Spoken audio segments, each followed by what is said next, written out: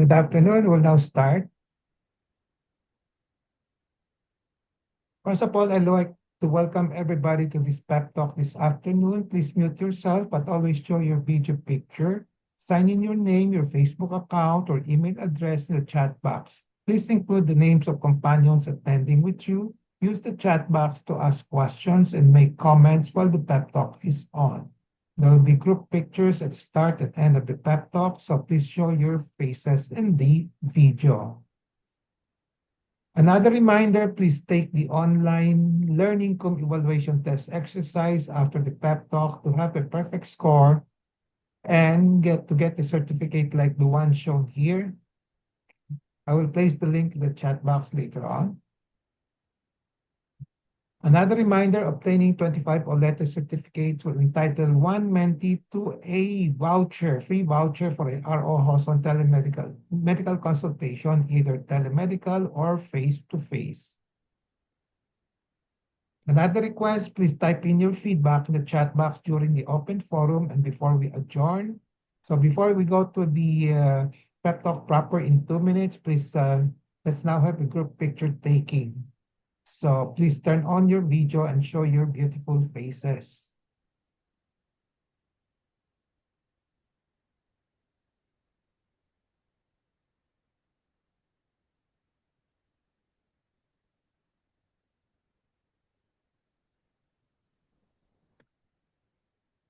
Ready?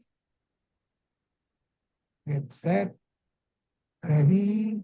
Get set. Go.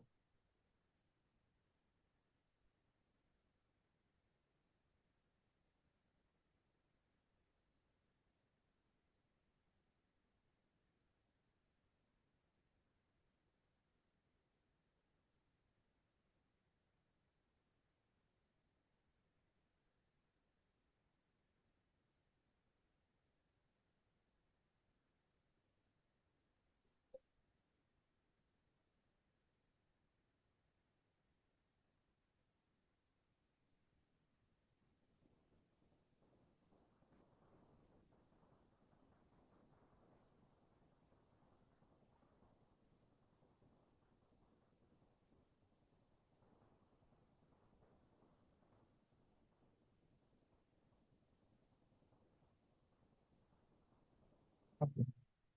The link to the Olete I placed already in the chat box.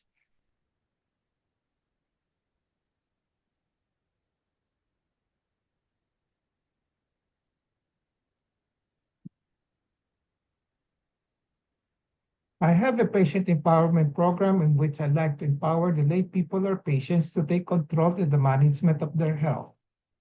I started the pep talk on May 15, 2021 during the COVID-19 pandemic. There are 3 courses in the pep talk. I completed the core course on October 9, 2021. And then from October 23, 2021 onwards, I've been tackling health disorder and health issue courses. May 18, 2024 marks the start of the year 4 of the R.O. Hoson pep talk. How long the pep talk will last will depend on our enthusiasm, discipline, and perseverance. My pep talk today is entitled Philippine National Health Awareness Calendar. The empowerment objective is for lay people to have an essential understanding on the Philippine National Health Awareness Calendar as part of their health management. Contents of this pep talk will be the following. What is a National Health Awareness Calendar and what are its objectives? What are the bases for inclusion of health topics and issues in the Philippine Health Awareness Calendar? What are the essential contents of the Philippine National Health Awareness Calendar?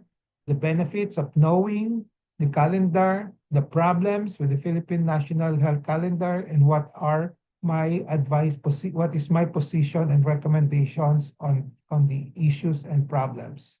Disclaimer, the R.O. Hoson pep talk contains my thoughts, perceptions, opinions, recommendations culled from personal experiences as well as from readings from other health professionals. Let's start with the first topic. What is a National Health Calendar Awareness Calendar and what are its objectives? It is a calendar set up by a department or Ministry of Health of a country. primarily to raise awareness and thereby change the unhealthy behavior and mindset among its citizenry on the important health topics and issues prevalent in the country. So every country usually has this calendar, not only in the Philippines, but all over the world. The other objective is to mobilize support for action from the local to the national community and even to the international stage. So that's the second objective of the calendar. First, to raise awareness of the issues, health issues, and topics prevalent in their own country. Okay. Each country, including the Philippines, has its own set of health awareness calendar depending on its setting, prioritized needs, and goals. So you can say that no two calendar will be the same for two countries. Okay? Each country has its own unique calendar and name, but there may be similarities in health topics, especially if there are international and or worldwide collaboration, or they may have some similar problems in the country. Okay. So in which case there might be some similarities. There are various names used. Number one, health calendar. They call it just simply health calendar. Some would call it health awareness calendar. Some would call it national health awareness calendar. I personally prefer the health awareness calendar or the national health awareness calendar. As a calendar, it consists of a publicly declared health in terms of days, in terms of weeks, and months. Okay, so days, health weeks, health months throughout the year related to specific health conditions and issues. For example, you can have last Sunday of January has been declared as World Leprosy Day. So it's 1 day celebration, it's 1 day awareness, and then this is in collaboration with the international other countries. Then last week of September, okay, this is by week naman, okay, this is a obesity prevention and awareness week, okay, lasting for 1 week. And then lasting for 1 month, you can have, there is such a thing as breast cancer awareness month. So you can see that the health awareness will be in terms of day, week, or even month. So what are the basis for inclusion of health topics, health issues? Okay.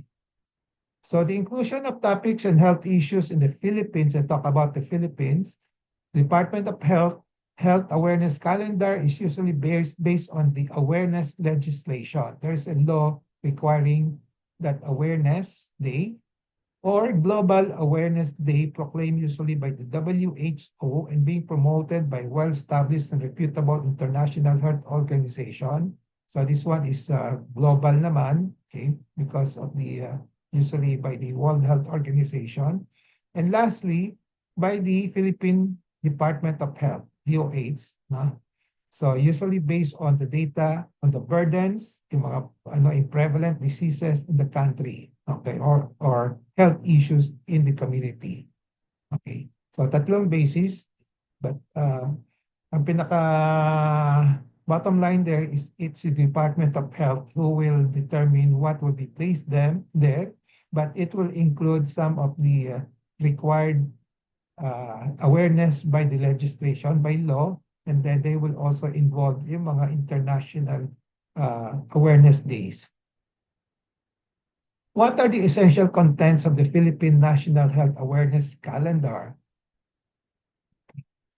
After this writing, February 7, I wrote this last week. I have not seen an official 2025 DOH calendar in the internet. Thus, I will be using the 2024 calendar for my explanation. But from my experience, they're practically the same. Each year, may konting pagbabago lang. Huh? So for January, you can see here, okay, so you have the monthly celebration or awareness month, National Deforming Schistosomiasis Month, liver cancer, autism, this is in terms of week naman, third week of January, autism, then Goiter Awareness Week, and then on the 31st of January, just one whole day, so World Neglected Tropical Disease Day, and then last Sunday of January, World Leprosy Day. So there were about 7 celebrations last year, 2024. And then for February, here is a list also. Okay. So let me just, since we're now in February, let me just focus on this one. So this month is a National Cancer Consciousness Month. Also, because of the Valentine's Day celebration, they put in the Philippine Heart Month, okay? Oral Health Month, National Health Insurance Month. So I don't know the basis for putting it in February, but it's there. National Down Syndrome Consciousness Month. Then the World Cancer Day, this is declared by the WHO and other countries. Then Intellectual Disability Week, International Childhood Cancer Day, National Awareness for Prevention of Sexual Abuse and Exploitation, Leprosy. So you can see, in last January, may Leprosy Day. Ito, may leprosy na naman. Okay. Then the National Rare Diseases Week. Okay. So there are about 11 celebration here. March, okay, ito rin, there are about 8. I want read them anymore. Just take a quick look. Okay. Rabies, okay, colorectal. And then April, there are about 6 celebrations here. Okay, malaria, health day, head and neck. Okay. And then for May, 9, cervical cancer. That's because cervical cancer is quite common, so they put a month to make an awareness program. Okay. There's Thyroid Day. Kanina, in other months, may mga goiter, no? So makikita niyo may mga repetition, no? Repetition. Okay. International Thyroid Awareness Month, a week. So last week of May, pagkatapos sa 25th day, meron pang World Thyroid Day. May mga overlaps ito, no? And then, June, marami sa June. 15. Okay. Prostate, kidney, okay. National Cancer Survivor Day, okay. And then, July, marami rin, 15. Pinagsama-sama rito, okay. And then, August, may TB Day, okay. And then, September, so again, you can see here, National Thyroid Cancer Awareness Week na naman, no? Okay. Generic Awareness Month, okay. Rabies Day, okay. And then October, okay. Kami sa January, Cancer Awareness Month, ito, Breast Cancer Awareness naman ito, very specific. Every October, they declare that month as the Breast Cancer Awareness Month, okay. Then November 19, dami, no? Okay. So Diabetes Day, Lung Cancer Awareness Month, etc. Okay. December, about 7. Palaging kasama yung Firecracker Injury Prevention Month. Kasi palaging merong nasasaktan sa mga firecracker, sa mga celebration of the New Year. Okay. So for last year, the total was 134 items. As I said, 134 health topics and issues with repetitions and overlaps. I have to emphasize that now. Okay. So, what are the benefits of knowing? Knowing means being aware at least of the contents and at a higher degree of competency, taking into action information gotten for health restoration and maintenance of oneself, one family at least, and one community. You always use it for yourself, at least for your family, okay? And also for the healthcare management of oneself and family, at least using the information such as generic law, which you can use. No? Meron kayong mapipick up na information on generic, saying that it's equally effective as the branded, yung innovative drugs. No? So you try to write on the benefits. No? Then PhilHealth, you have to know something about the PhilHealth. Marami controversies ngayon sa PhilHealth, di ba? And universal healthcare, etc. So the National Health Awareness Calendar this is another benefit, can promote patient empowerment, as we've been declaring our 4Ks of patient empowerment: kalaman, knowledge and understanding; kakayanan, capability. Okay, so try to promote capability of oneself as well as for the family. Karapatan, you should know your rights also. So during the awareness month, na-spell out yung mga rights of citizenry.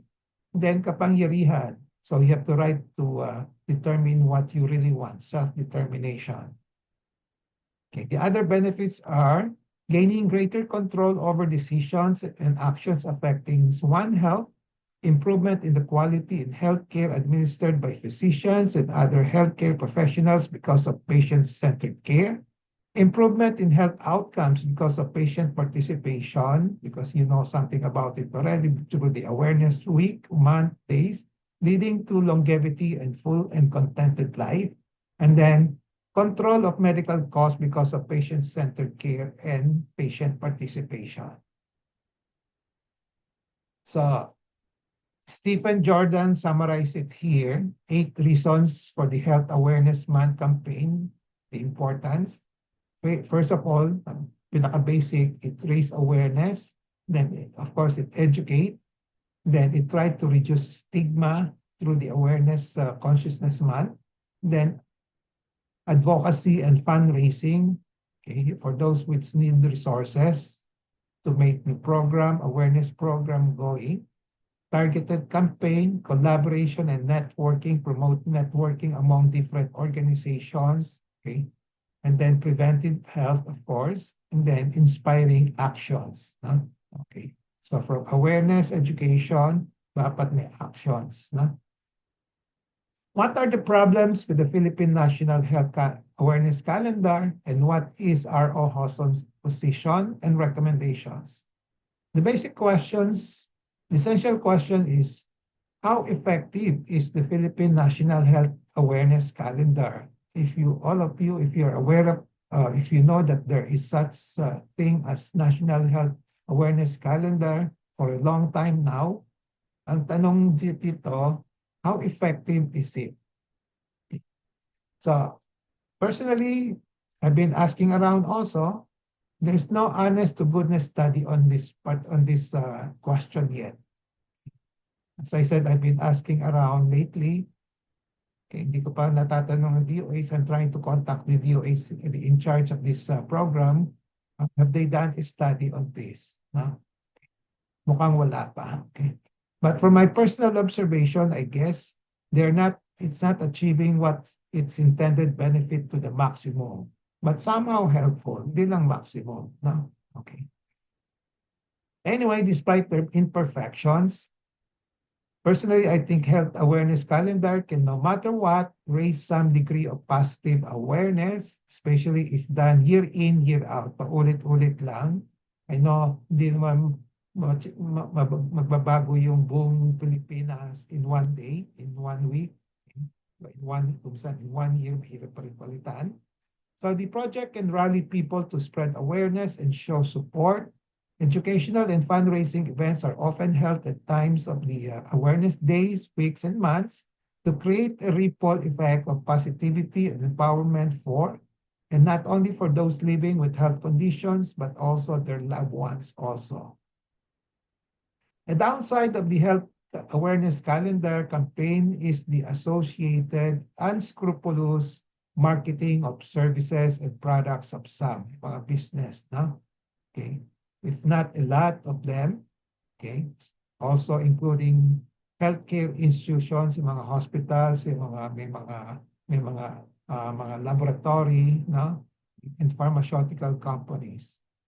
So for example, nag-advertise sila, advertising, enticing the public to use and buy services and products even if not indicated.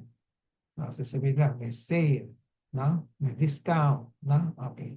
So ito yung offer sa inyo, sa atin, at kung minsan hindi naman kailangan. No? So that's the downside of this health awareness calendar. There are questions, another issue here is there are questions on the validity of information being included in the awareness campaign. So maraming information that you get, not just like the internet, sa Mr. Google, no, maraming information. Ang question is, valid ba sila? Tama ba sila? Accurate ba sila? Ganun din sa mga awareness campaign. We have to be aware of the validity of the information being disseminated. The other problem is there are a lot of repetitions and overlaps. This is just a minor problem. Minsan nag-overlap talaga, no? With repetitions, okay lang para maulit ma-invite na mga citizenry. So I, for one, am contributing to the health awareness campaign through my pep talk, which I started in May 2015, 2021. So in late 2022, during the nawawala na yung pandemic, no? I started using or during the pep talk, second year, I started using the DOH health calendar in choosing a topic to do pep talk on.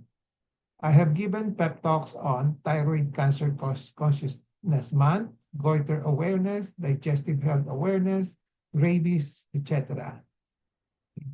Note that we're now on our 4th year, so napasama ko na a lot of this DOH health awareness calendar.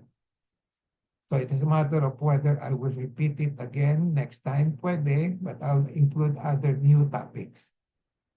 So a proof that I've included the Philippine National Health Calendar Awareness Calendar, okay, as part of my program in the pep talk. So here is the pep talk, the title, okay. Head and Neck Consciousness Week, no, that's the title. Head and Neck Cancer Awareness. So this is done in consonance with the DOH Health Awareness Calendar. In April, usually April, Head and Neck Cancer, Head and Neck Consciousness Week. Another example, September 2022 or last year, lang date ito, okay. So I gave a talk on patient safety awareness. This is in consonance with the Patient Safety Awareness Week in March and World Patient Safety Day in September. Pinagsama ko, as I said, maraming repetition na mga celebrations, no? So pinagsama ko na in one lecture, okay?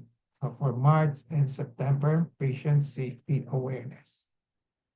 And then goiter awareness, this is my contribution to the DOH, Philippine DOH Goiter Awareness Week, which is on the 4th week on January, usually. Okay. So in the pep talk, I usually measure the degree of learning through online learning curve evaluation test exercise which participants will take after the pep talk proper. As I said kanina, paano effective ba yung Philippine National Health Awareness Calendar? Is there a study that measure the effectivity kung may natuto o nagbabago yung mga behavior or mindset? No? So as I said, mukhang wala pa. Oh, okay. Kung meron man, palay ko, it's not very effective to the maximum. No? On my part, yung sa aking style is I put up the OLETE. At least yung OLETE na may measure ko yung learning ng participants. Okay. So whether the participants in my pep talk are learning or not, or whether there is a behavioral health change for the better, it is difficult to determine with accuracy. But at the very least, pinaka-minimum, I have the OLETE results to assist me in the evaluation somehow.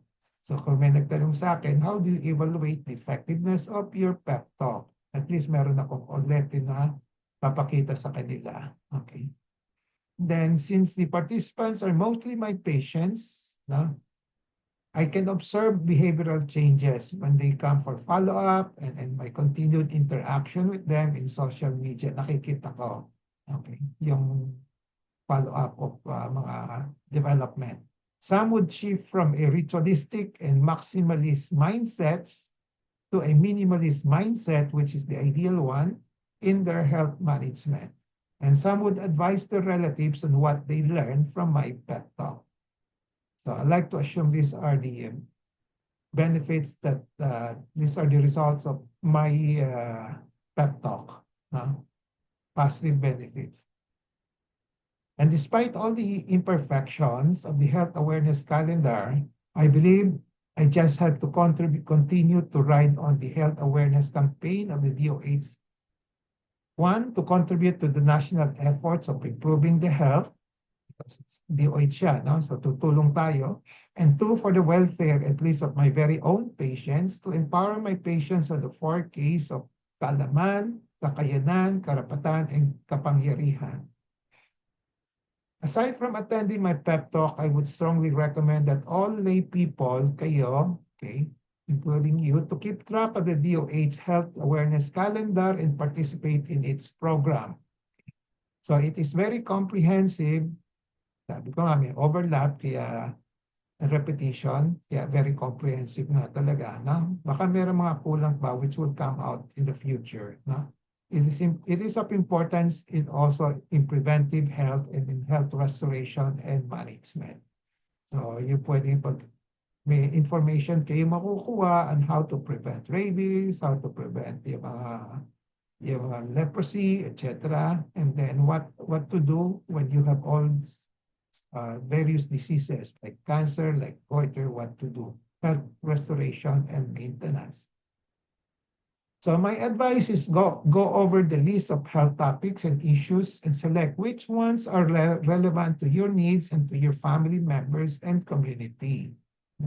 Marami siya. I don't think you will be able to you will be interested in all. Just prioritize and then learn from the information published by the DOH or by the concerned organizations and the internet based on the calendar. Don't expect to learn everything in one session. Just keep on repeating, especially year in, year out, and in the end, you'll be able to answer things you needed for your preventive health and health restoration and maintenance program. So paulit-ulit lang, okay lang.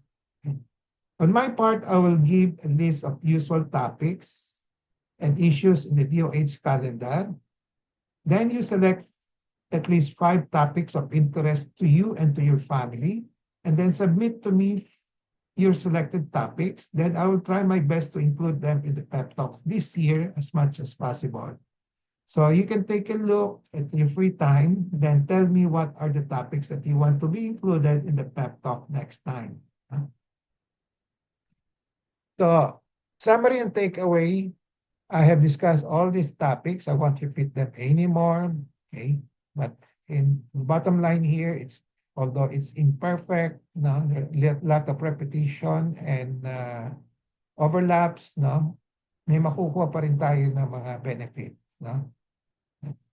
So be always in touch with reliable medical information on the Philippine National Health Awareness Calendar. Knowledge is power, it gives power. Use the 4 Ks of patient empowerment, kaalaman, kakayanan, karapatan, and kapangyarihan to gain greater control over decisions and make better decisions on management of the Philippine National Health Awareness Calendar as part of your health management. So take advantage of the Philippine Health Awareness Calendar to contribute to your health management. So with that, I end my pep talk today. I hope I have empowered you to have an essential understanding of the Philippine National Health Awareness Calendar as part of your health management. So before we go to the QA portion, reminder, please take the online learning com evaluation test exercise for mastery of learning and have a perfect score to get a certificate like this one, the one shown here. I have placed the link in the chat box. And obtaining 25 OLETE certificate will entitle one mentee to a voucher for a RO household medical consultation, either face-to-face or telemedical. And feedback, please type in your feedback in the chat box before we adjourn. And let's now have a group picture taking before we start the QA and interaction. Please turn on your video now.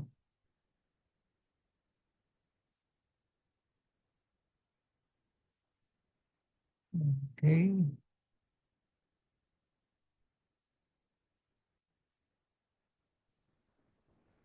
Ready? 1, 2, 1, 2, 3.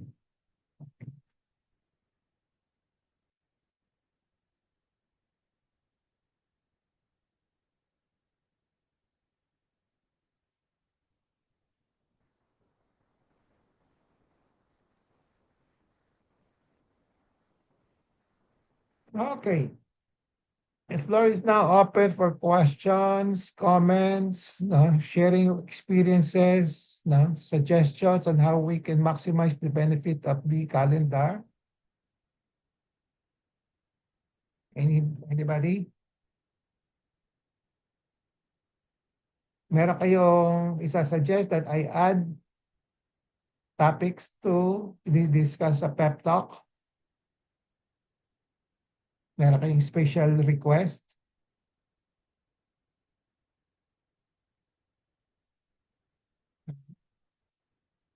Wala. Kung meron kayo, sabihin lang niyo sa akin. No? Okay.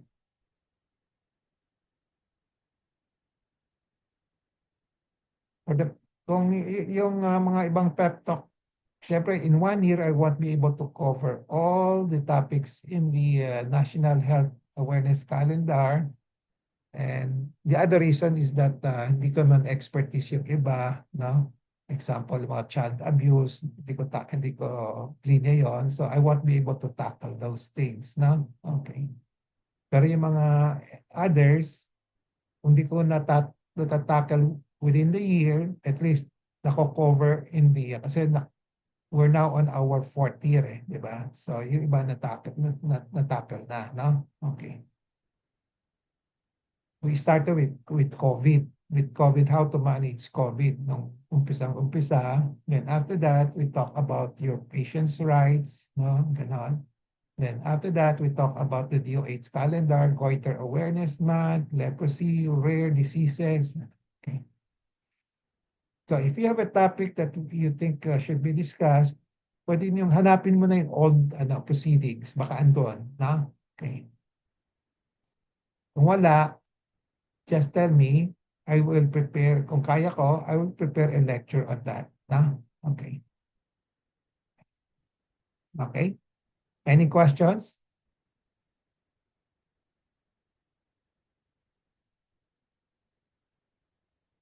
Dana? Any request for a topic?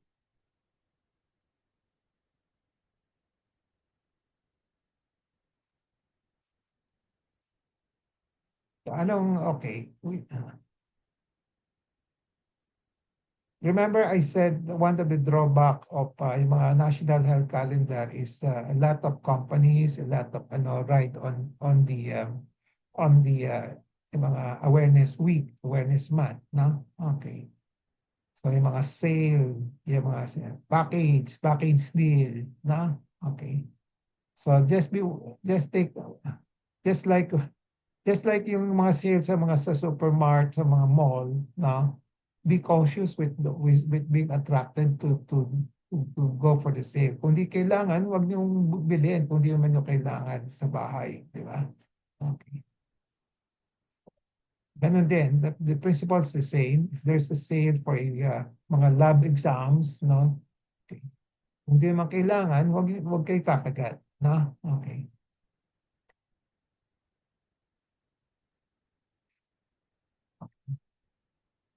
Questions?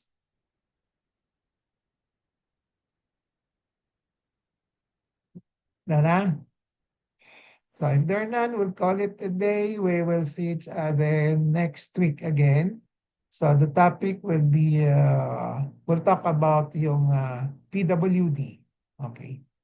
So PWD, PWD is person with disability in cancer patients less than 60 years old. No? Okay. So this is, and again, raising awareness. This is part of my objective of the pep talk. We try to raise awareness, okay, of the rights of patients with cancer. No? Okay. Okay? May pahabol? Wala na? We'll see each other next week. Okay, bye-bye. Thank you, Happy Doc. weekend. Bye. Happy Doc. weekend. Thank you, Doc. Thank you po, Bye-bye. Dr. Ray. Happy Bye-bye. weekend. Bye-bye. Bye. Nice day. Okay. Bye. Bye.